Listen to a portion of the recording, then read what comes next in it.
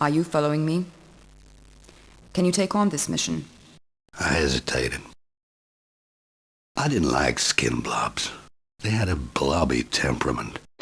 How does a game like The Blobjob get made? Simple. It's 1998 and Finnish insurance company Sampo, presumably with a little surplus in its budget, gives a couple of guys with multimedia experience a sum of money in exchange for something with mild educational value to be used as a promotional product. The multimedia company enlists the services of game developer Detonium Interactive to program the thing while they themselves work on FMV visuals and CGI backgrounds, and together they make a basic point-and-click adventure, and because they're European, give it a quirky and awkward sense of humor and an equally quirky and awkward title. Print it, ship it, here's the Blobjob. Isn't it funny? The name kinda sounds like blowjob. Please enjoy! As you would expect from a game that sits somewhere between edutainment and corporate advertising made by a first-time developer, reviews weren't great, with Finnish computer magazine Mikrobiti not liking it very much at all. But what the hell do they know? The Blobjob would go on to win the Tampere International Mindtrek Media Week Multimedia Competition Grand Prize. 100,000 Finnish marks in the bank, baby. The main designers of the game would release 1 or 2 or maybe 3 more games, it's not clear, and then go on to do greater things. The end. That's how a game like The Blobjob gets made. Thanks for watching. Please look at my Patreon and remember to like and subscribe. Wait, let's rewind. What is The Blobjob anyway? I could smell trouble the moment my beeper went. It was a message from Mrs. Steele, the main honcho at Nanoblob Enterprises, or the Steelworks as we called it in her dubious honor. My name's Joe Ridley, and I'm a low-ranking security officer at Nanoblob, a full-time punching bag for Mrs. Steele. Sometimes we call her the Iron Lady, not only because she acts like she had a hammer in her head. I could only wonder, was somebody trying to stop me from finding the nano formula? If so, I had to make faster moves and watch my back, or share the fate of the fish. Oh. Hey, how the hell does a game like The Blobjob get made? Welcome to Safe City. Meet Joe Ridley, lowly security guard at megacorporation Nanoblob Enterprises, who fancies himself a bit of a film noir detective. He sounds like if Stellan Skarsgård played Benoit Blanc in a Blade Runner movie. A beautiful fire, if it wasn't for the fact that it was my home in the pyre. Yeah, he's named Ridley for a reason. Joe is called in by Nanoblob executive Mrs. Steele and tasked with recovering a secret formula or something. There are 5 skin blobs, also called nanoblobs, basically replicants, lab-grown bioslaves, on the loose in the city, each holding a briefcase that must be retrieved. Track them down and save the company and the world, or whatever. That's the premise. That's the starting point. Here we go. Oh, right, and spoilers for a game named The Blobjob. This is ostensibly an educational game meant to teach us safety lessons so that an insurance company can keep more of its own money. So let's see what lessons it has to teach us. Mrs. Steele is our first lesson. Her use of recreational drugs as a teenager has left her horribly disfigured, something which our intrepid hero Joe mocks outright with zero hesitation. Our nanoformula solvent is immensely powerful. It's able to shrink and expand organic material on a molecular level. Someone idiotic enough to fool around with it could turn Mother Nature into a peanut. Are you following me? Sounded serious. Only thing I could think about was, why not use the formula on her ear? How kind and heroic of him. She gives him a portable blobber, an unnecessary pretense for having a video game inventory. Though it should be noted that this game uses the word blob very loosely, and one of its uses as a verb means to chemically shrink things. That's what the game's cover is referring to when it says, "You may be blobbed." Disappointing, I know. You are also given the Blobman PDA, which is your map for traveling around the city. It's not really clear which locations you can travel to until you hover over them, but in any case, the only place to travel to right now is Joe's apartment, which leads us to our second lesson. How to deal with a spontaneous electrical fire. Joe is very safety conscious, of course, and has a fire blanket stashed under his sofa, just as we all would. Though if the fire somehow spreads through the wires into the hallway, just Jump out the window and leave your fish to die. Time to leave the sinking ship and call the fire brigade. Adios, fish. This is a decent tutorial for the kind of gameplay you can expect. Classic point-and-click stuff. Click on an item to bring up a menu of possible interactions, which are just look and use, and then frustratingly keep doing that until you do it on the right item, while the main character keeps calling you an idiot. Tutorial over, and the map has opened up. Joe chooses to follow orders and starts jobbing for blobs at Building 42, where he finds...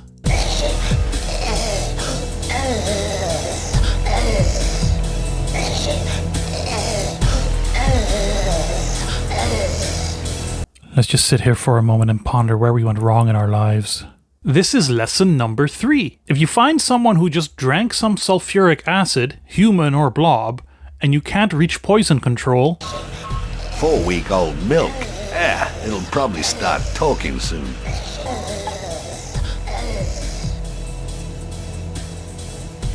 Thank you, sir. Milk's a heavenly gift even to an artificial nanostomach that has just been subjected to a dose of sulfuric acid. Rancid milk will do the trick. That's what the game is telling us. Captain Crunch, my favorite. Maybe I'll have a snack later. Joe's got a job to blob and has no concern for trademark law. Hey, do yourself a favor and switch to 7-Up, okay? This guy doesn't have a briefcase for Joe, but does give him a business card and a lead. I'm equipped with a 270 billion neuron computer that can translate over 5 million... Hey, cut the crap. What you doing here? Where are your buddies? Of course, I understand. Nanoblob... Also, Ridley may be colorblind? It's way too red and shiny to be the real thing. If you're watching this and you are colorblind, trust me when I say that apple ain't nowhere near red. While trying to leave the apartment, the game stops responding.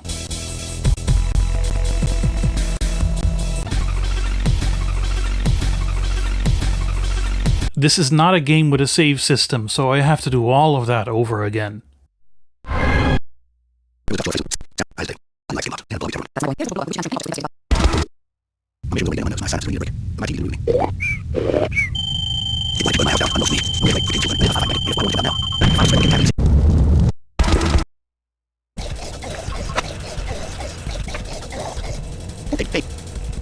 Okay, pal. You better get some medic attention. I'm out of here.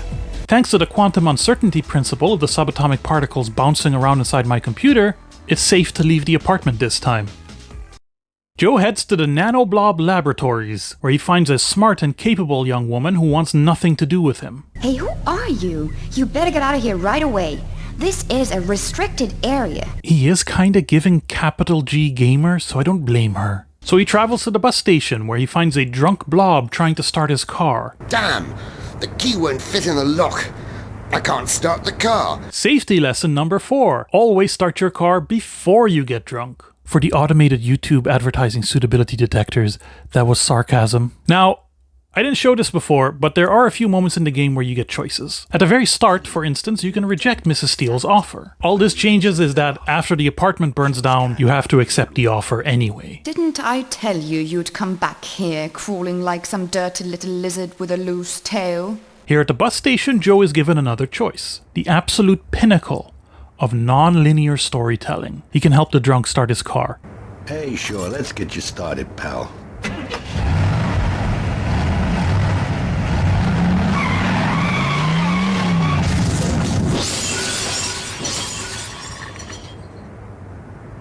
Thankfully, it's not a hard game over. Instead, Joe just asks for the briefcase. Briefcase? I'm too blitzed to remember my name, and you want a briefcase? Allow me to laugh. Ha ha ha. Which is also a good reminder that, beyond being a danger on the road, drunk people are just generally unpleasant to be around. Another dead end, so he leaves the bus station and heads for Hotel Zero. We've had 13 fires in 3 months, all caused by drunk or drugged people smoking in their beds. People say many bad things about Hotel Zero, and most of them are true. But we are the only hotel in Safe City. So I guess that's lesson number 5. Don't get wasted off your tits and smoke in bed. There's nothing to do here other than notice a strange device on the counter. So Joe travels to what the game calls a recreation center. It's a nightclub. I guess not technically incorrect to call it a center for recreation. Joe finds a particularly rude skin blob trying to mac on some ladies. Get lost. This table is for me and my bits of crumpet.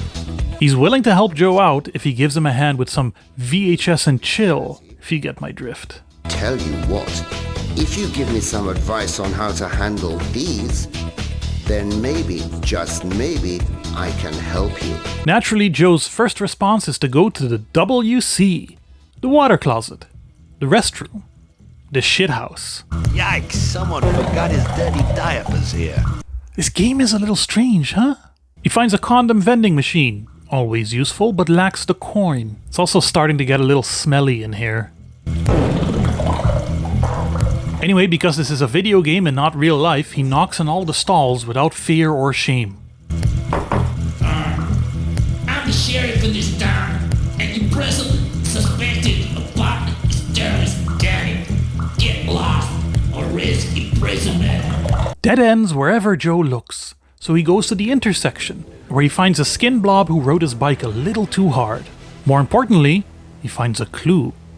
Let's see, RCWC3. What a strange thing to write on a toilet paper. Is this guy a pervert? I don't know, Ridley.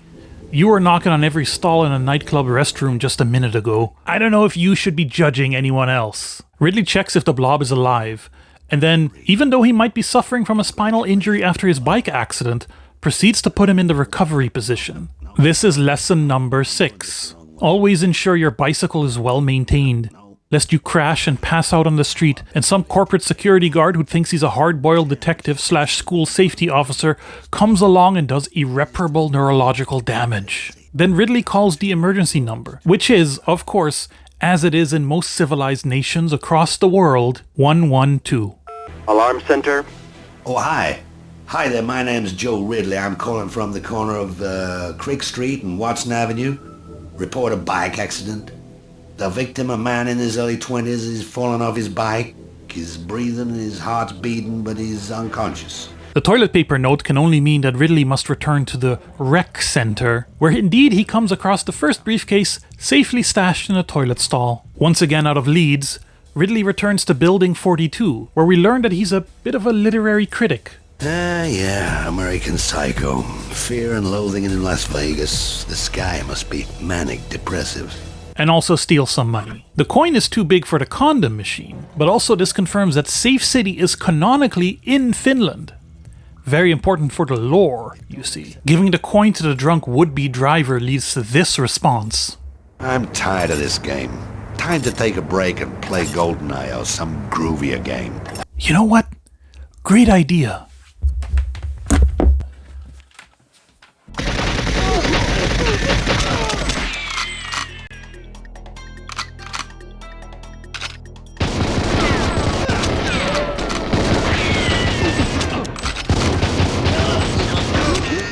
Oh look! A ticket to Las Vegas is exactly 10 marks. The drunk blob is happy to exchange his whole car for this ticket, which again cost 10 marks. 10 marks Joe found in a drawer somewhere. In the trunk, Joe finds another briefcase. That's 2 out of 5, though apparently not in the order the game expects. Briefcase number 3 retrieved. I'm on my way. At the intersection, Joe hands the business card over to the cop. Good evening. This is Sheriff Pete Jackson. Could I speak with biomechanical researcher Linda Lindqvist? Speaking. We got a gentleman here who claims he's supposed to bring back a bike to you, and I'm calling to confirm this is the case. How many sheriffs does this town have anyway? Sheriff Pete Jackson tells us to take the bike back to its owner, the lady at the lab. Okay, sonny. Take the bike and scram. Remember, through the darkest of blobber magics, Ridley has the ability to shrink the bike down to pocket size, an ability that I'm pretty sure is only relevant for this one single item.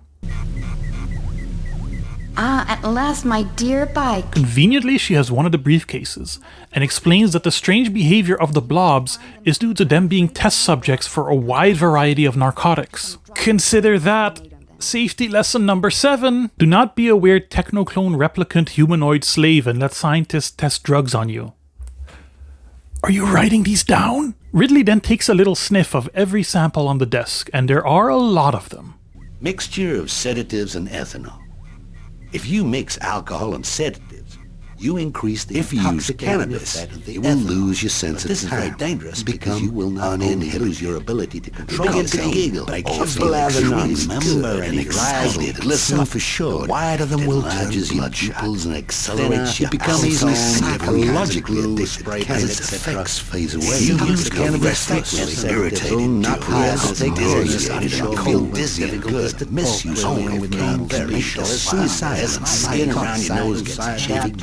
Ability to control yourself and physically addicted to risk of fainting if you abuse and sniffing. Abuse is also risk, violent and suicidal stink. Cure for sedative and sleeping pill addicts is painful. As a user of amphetamine, dangerous. Don't only risk to lose much of this dangerous, you also risk to lose your mental health. Since this drug is often injected, you risk to get AIDS by using an infected needle. He also pockets a vial of the nano formula. With only 3 out of the 5 briefcases retrieved, Ridley is still missing a couple before he can go back to Mrs. Steele and complete his mission and get paid or get a pat on the back or whatever his reward would be. But I am completely lost at this point. So it's time to go pixel hunting. I find nothing. There's this flower pot in the bus station I hadn't checked before, but a full sweep of the screen produces nothing. I desperately tried to use my remaining items on characters, and nothing. I tried to see if there's any areas on the map I haven't been to, but nothing. And then...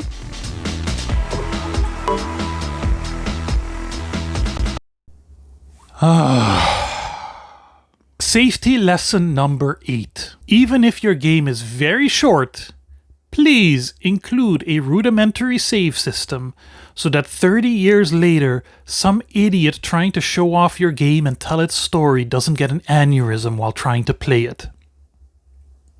It's me. Time for a partial speed run of The Blobjob. It was a tough chore to face her without laughing.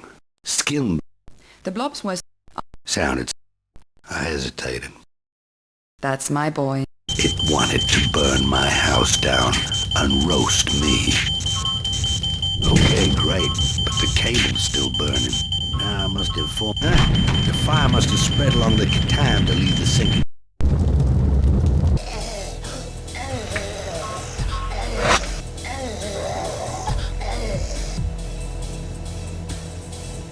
Hey, do yourself... Hey! Look. Hey, all right. You can have the car if you want. Briefcase number 3 retrieved. No, I... Oh, right. Up, no. No. Okay, now that's it. The official Before I call the ambulance, I better check the address of this place. Wow. This is Crick Street in Watson. Okay, better make the... Okay.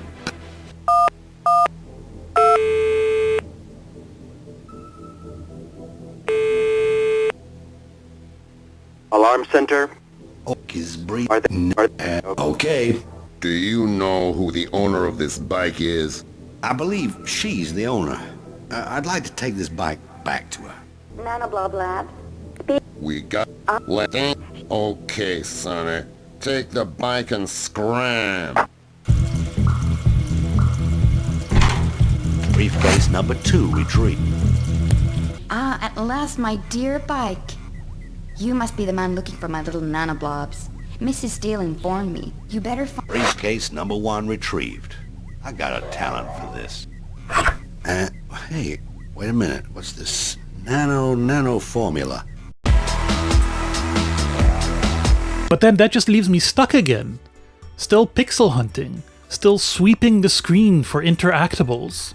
Fine, I'll look up a guide. Putting Blobjob guide into Google and... Oh. Well, I'll bookmark some of these for later, but it's not what I'm looking for right now. Alright, so guides for this game do exist, and let me see here. No. No way. Fucking adventure games. Here. At the hotel. Do you see it? Enhance. There. On the floor. A 5-mark coin. clearly, obviously. Whatever. Let's go buy some condoms for this guy at the nightclub so he can score a threesome with these floozies. Safety lesson number 9. Safe sex or some shit. Who even cares anymore? The Lucky Blob points us back to Hotel Zero, the only place that Ridley hasn't really explored yet. I only know that NB3's in Hotel Zero suffering from a nicotine withdrawal. He might talk to you if you give him some nicotine gum. Here you are. He leaves the skin blob with his bits of crumpet. Instead of using deductive reasoning or my brain, I used the newest item in my inventory on a character I haven't received anything from yet. Say what you want about the Blobjob, but it's an adventure game through and through. They nailed it. Go ahead. The bastard is in his room. See to it that he quits smoking in the room. Ridley encounters a grisly scene and a connection with the ladies at the nightclub. The chicks that were with Nanoblob 5. I better warn Nanoblob 5 right away. Safety lesson number 10. When you encounter a dead body, don't wait for the police. Just play CSI yourself. Let's examine his body. Safety lesson number 11. When you make an ostensibly educational game funded by an insurance company, there is apparently no limit to what you can get away with, such as a bloody crotch shot. They really hammered him. Looks like at least one kick in the crotch. Ooh, and he were alive, he'd never be able to have children. Anyway, this isn't even the skin blob we're looking for. A Bible, baby. What art thou doing in this den of mortal sin? Ridley finds that guy in another room, sleeping peacefully while his nightstand is on fire. Look, we've long since passed the world of normalcy. Just roll with it. Ridley takes the cigarette and lighter. Safety lesson number 12. Coca-Cola. Great for putting out fires. He gives the blob the nicotine gum and in return receives a briefcase. 4 out of 5. We're almost done. It's almost over. Sweet release is nearby. Because it's the only conceivable use for the item, Ridley drops the cigarette into the apparatus and receives a free phone call in return. Excellent work. Thanks for keeping the environment clean. Don't ask why.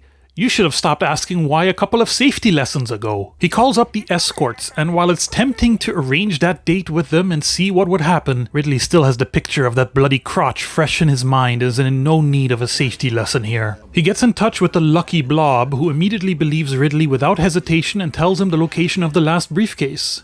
Oh my God! Thanks for the tip. I appreciate it. If you still want my briefcase, it's in locker 13 at the bus station. I'll leave the key for it in the flower box on my way out of the city, so get it before someone else does. Wait, does that look like he just got his throat slashed? So, off to the bus station, where the flower pot has suddenly grown a key, and there it is. Briefcase number 5. Ridley returns to headquarters and takes down Mrs. Steele's illegal operation by using the nano formula on her. Apparently she was running an illegal operation and you can use the nano formula on people. So you don't trust me, I think your entire operation is illegal, ma'am, and I'm going to prove it. Really? And how are you planning to do that? I said, how are you going to prove that? I think the government is going to find your plans to shrink your competitors into peanuts rather interesting, wouldn't you say?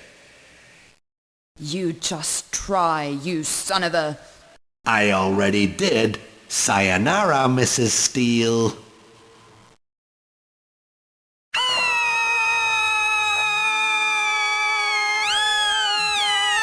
She got her share, and I got mine.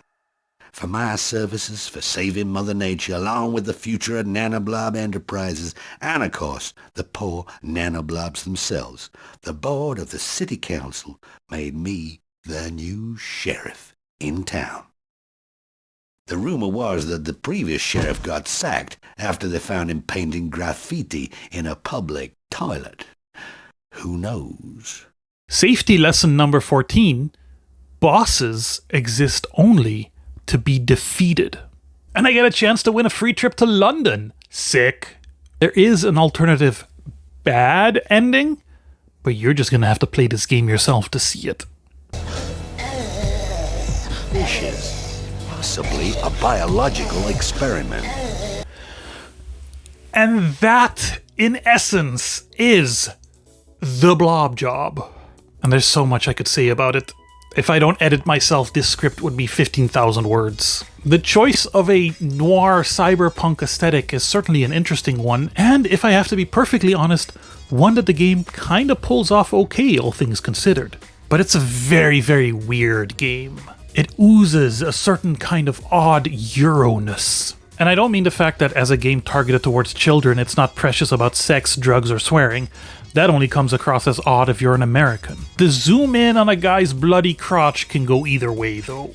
But the humor and the bad acting and the weird grammar, why is this game meant for the Finnish market in English anyway? And of course the actual educational value of the Blobjob is, well, it's abysmal, really. It's more a parody of an educational game, and some of the lessons are outright wrong. I mean, if I compare it to Remission, the game designed as part of a clinical trial to test the effectiveness of video games in helping teens stick to their cancer treatment, it don't look great. Remission also had a weird and sometimes awkward sense of humor. Smitty? Yes? Tell me again. I like to hear it. Upon your sword sit laurel victory, and smooth success strewn beneath your feet. Translation? We own this here throat. And help Trish conquer her nausea. But at least by its own standard, it succeeded in its goal. The Blobjob's tone is simultaneously preachy and entirely dismissive, and I sure as hell am not going to remember how to put someone in the recovery position from just clicking on an unconscious body a handful of times, especially not when the safety lessons are entirely overshadowed by the utter weirdness of the game. Come to think of it, I do feel like hanging up my coat on this case. It would probably get me blobbed in the end.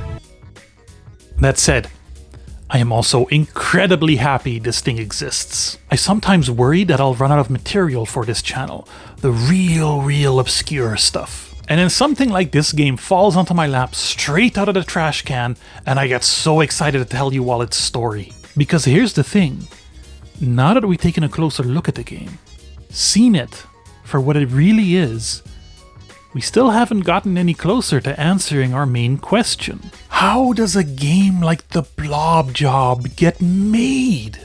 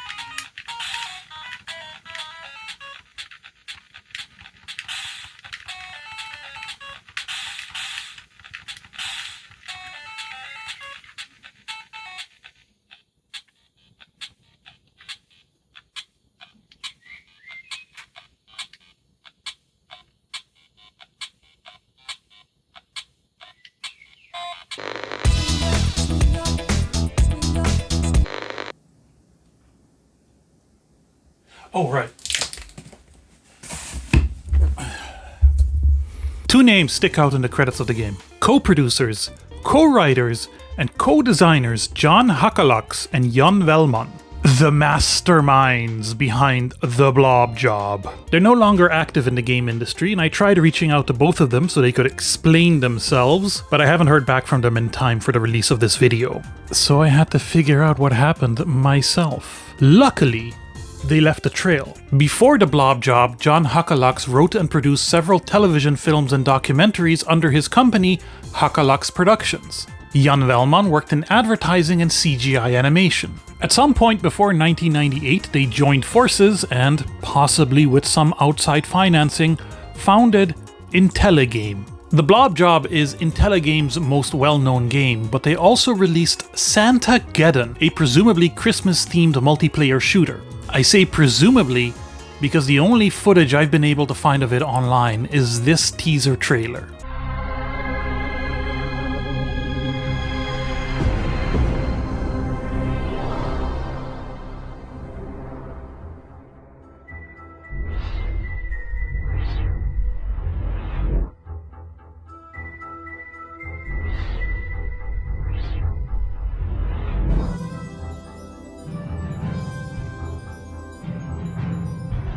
White House Representative Stefano Reese refused to clarify the reason for the sudden military buildup in the Arctic Ocean.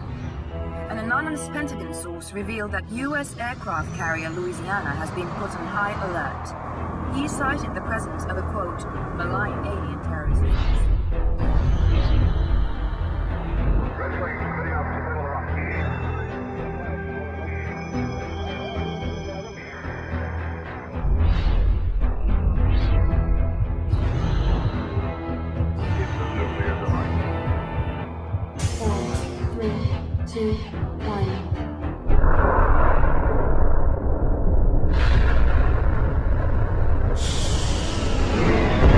But I did manage to find and run the game in a virtual machine, so hold on to your butts for exclusive Santageddon gameplay footage.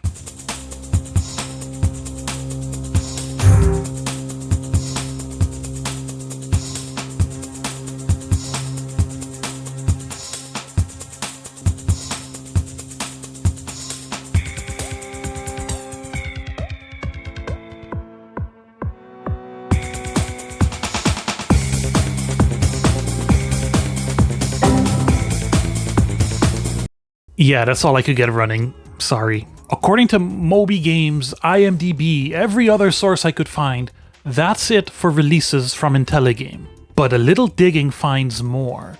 Or at least hints to more. John's LinkedIn page references another game made for Leonia Bank, which in 2000 was bought out by Sampo, the funders of the Blobjob. It was called Leonia Game.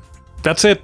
That's literally all the information I could find out about it. While John's page at least mentions the Blobjob and Santageddon, Jan's LinkedIn page is even more mysterious. Under his experience entry for Intelligame, it simply states, produced award-winning CD-ROM and internet games, and a pioneering edu-game with a $2 million budget in cooperation with Disney Animation Department in Florida called Envoy. Folks, even if internet search engines in 2026 weren't sad, pathetic husks of Gen AI corrupted garbage, I doubt I would find anything about this Envoy. And that award-winning CD-ROM game? Yeah, that's the Blobjob.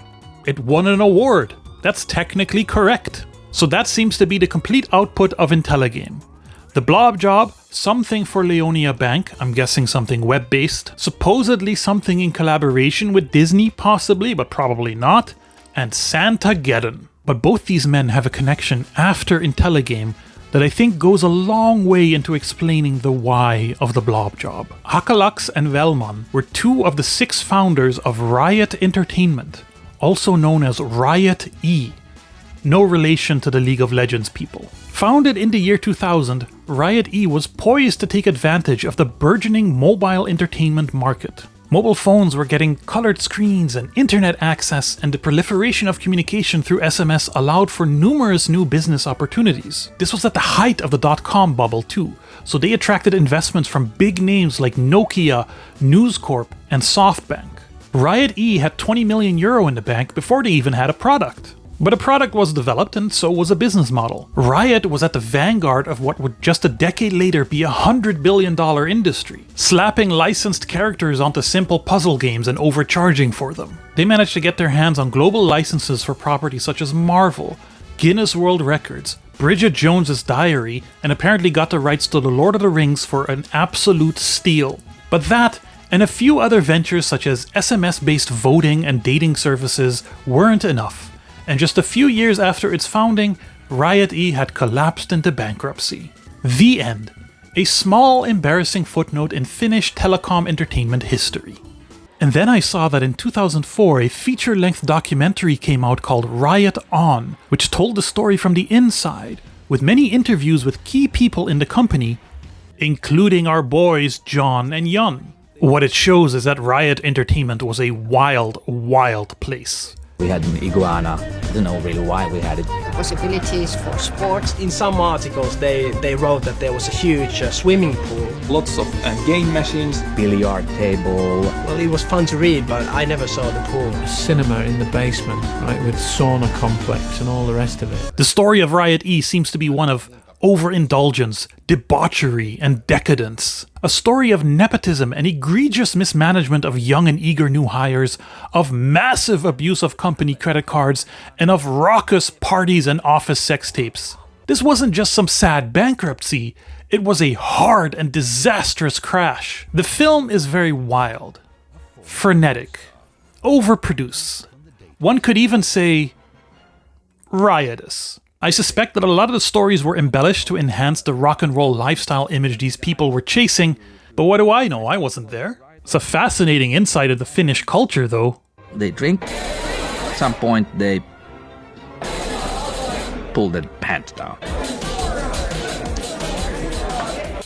Sehän ei mitenkään ole erikoinen suomalainen ilmiö. Elikkä mä oon ollut viimeis 2 viikkoa sitten samanlaisessa tilanteessa. But most importantly, we learn a lot about John and Jan. John was in charge of securing licenses and was apparently a very slick talker, capable of drunkenly insulting his way into massive deals. John was like Mr. Hollywood of Riot. John was, I would say, super manic, depressive guy. You saw less of the depression and more of the manic side of him. Just running around the world, and when he was in place in Riot, the office, he was excellent in creating ideas. He was just going mental around the house. His main strength is in destructive behavior. Jan was the one wrangling the investors, and though he has a more calm demeanor, also shows an almost sociopathic ability to say whatever needs to be said to get what he wants. And at that stage, you can guide the investors, not because they are greedy, but because they have an ego. But you know that the entertainment industry is sexual. I think that Jan was representing also this, this strong desire. It's driven by some pulsion and some sexual pulsion, completely sexual. It was all for naught, though, as the company spectacularly went bust before 2003. I went downstairs and told everybody, this is the end. I think I went back home and slept for a day. I really didn't feel anything. It was 2 years of super hectic time. And I thought I deserve a day of sleep. You have a truly mad, distorted baby that you feel is rejecting you. Then you have the power still, you think, kill it. I couldn't, but in a way, I felt I had killed it. I fucking killed that baby. I'd killed the Riot baby. But it's not just the content of the documentary that matters here. There's also valuable information in the production of it. Because look who produced and wrote it. John and Jan, the Blobjob brothers. It's even narrated by the voice of Ridley. And that's how Riot fucked Hollywood. More after this disturbing story. These guys produced a demented documentary all about their own massive failure, in which they don't even portray themselves in a particularly good light. He was insulting head of New Line marketing about him having a Japanese wife. And I said, fuck it, anybody can get a Japanese wife with an American passport. That's nothing. He threatened him that he would create a mobile application that would essentially kill his wife. And he did this for several hours with this guy during a time when we were trying to close a deal with this guy. At some point, Brad Marks went around the whole building and said, John blew the deal. John blew the deal. He humiliated Gordon Patterson. He blew the deal. I was absolutely sure that John was basically responsible for destroying the company. For better or worse, these are not people capable of feeling shame. How does a game like the Blobjob even happen? It happened because these guys were weirdos. These are the guys who thought something like Santageddon would be hilarious, who could easily talk investors who have always been notorious dumbasses into funding their projects and use it, essentially, to throw a 1.5-year-long party.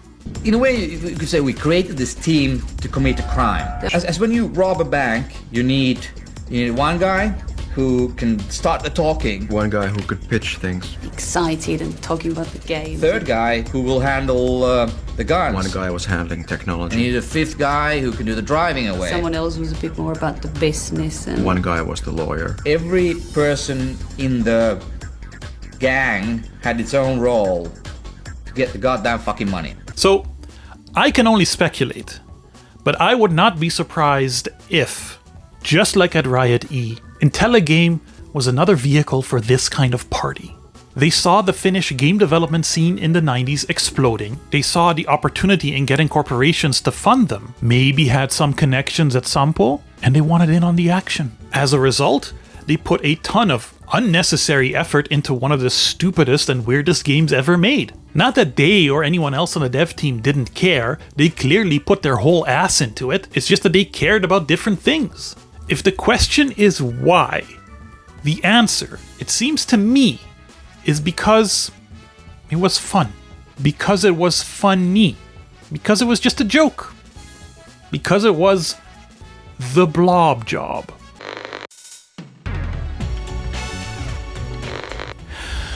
I've done as much research as can reasonably be done for a video of this size and scope.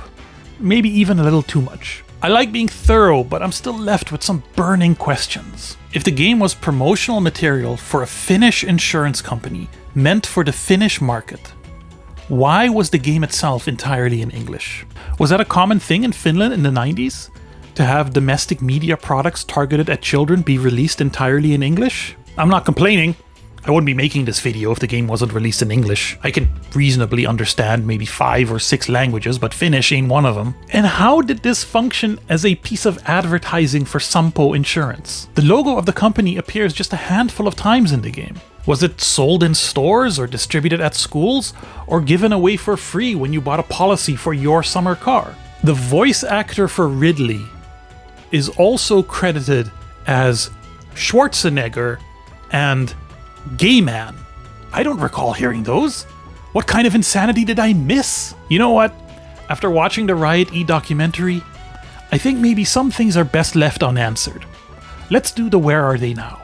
John Hakalux continued writing, directing, and producing films and documentaries up to 2014. Some highlights include documentaries about video artist Petra Lindholm and sculptor Kim Simonsen, a film about the Japanese art of kinbaku, Google that if you want to have a good but not safe for work time, and documentaries on the history of body modification and a Finnish dancer studying Peking opera in China. The man had diverse interests, what can I say? Since laying down the camera, he's held a series of boring regular jobs and now apparently works in real estate. The flame that burns twice as bright, and all that. Jan Wellman also has some writing, producing, and directing credits. A documentary on serial killer Charles Sobraj, an episode of the Channel 4 documentary series The Dark Side of Porn, and feature-length coming-of-age drama Sex and the USA. Alongside this, his LinkedIn page shows a number of corporate and startup jobs and consultancies, ranging from the mobile industry up to banking, until he did a very sharp pivot into new age and wellness, using his filmmaking expertise to also do this series of interviews on YouTube, ranging from such topics as the power of peyote, wave particle health pseudoscience nonsense, and a discussion with noted friend of Jeffrey Epstein, Noam Chomsky, on the presumption of innocence. Yeah, to be extremely clear here, I am not implying anything about Jan, though his shift from exceptionally detached corporate suit boasting about how easy it is to manipulate investors into new age wellness guru showed me that when researching a game like the Blobjob, you will never run out of surprises.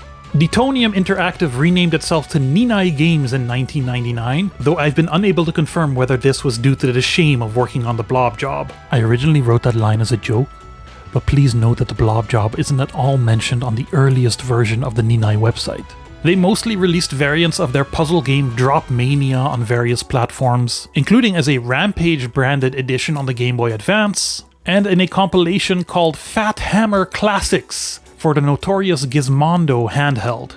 You remember Fat Hammer Classics on the Gizmondo, don't you? Their final game was Toy Golf Extreme for the PlayStation 2 in 2008. Richard Stanley, the voice actor for Joe Ridley, is the only member of the cast to have any continued presence in games from what I can tell, having done some voice work for strategy game East India Company and its expansions, which were Finnish developed.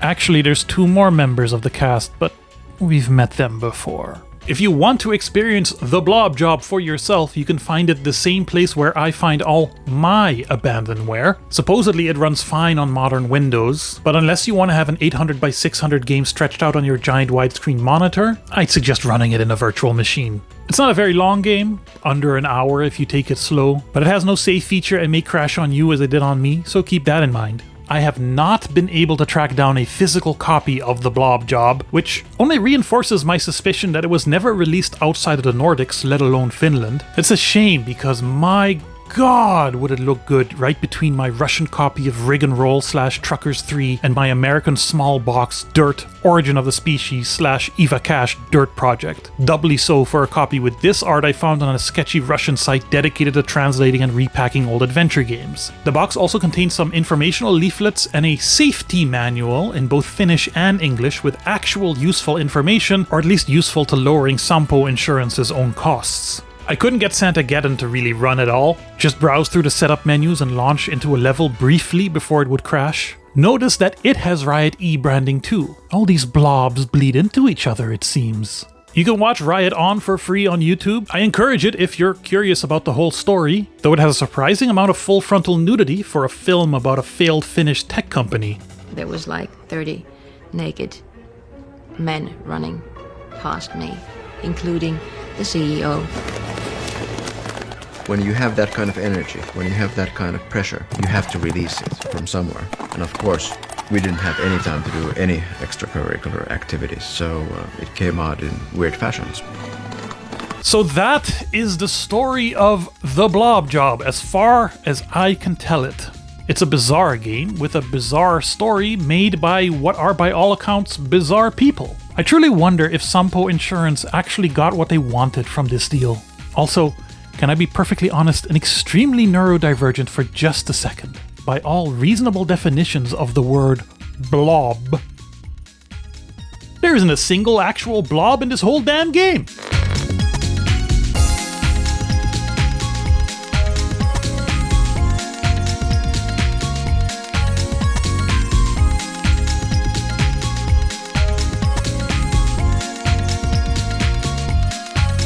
If you're still here, 1, thank you. 2, you don't want to know how hard it was to record this. Trying to do this whole 2-camera thing, it's not easy. It requires an enormous amount of setup, and it was really freaking noisy outside today. Airplanes and church bells and people right outside my window. But I think we managed to make it work. As for what to say in the comments, it's a blob or get blobbed world out there.